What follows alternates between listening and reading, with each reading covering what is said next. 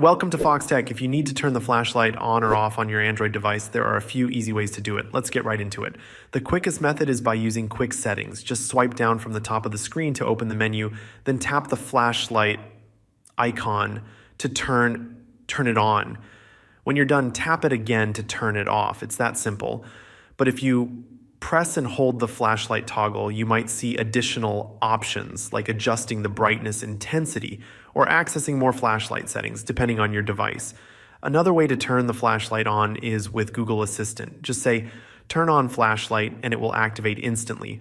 When you're done, say, turn off flashlight, and Google Assistant will handle it for you. This is especially useful if your hands are busy and you need to control the flashlight with just your voice. If you want even more customization, you can download a third-party flashlight app from the Google Play Store. Some apps offer extra features like strobe effects, different brightness levels. While the built-in flashlight is enough for most people, a third-party app might be useful if you need more control over how the light functions. That's it. Now you know how to turn your flashlight on and off on Android using different methods. Let me know in the comments which one you prefer. And if this was helpful, don't forget to like the video and subscribe to Foxtecc for more. See you later.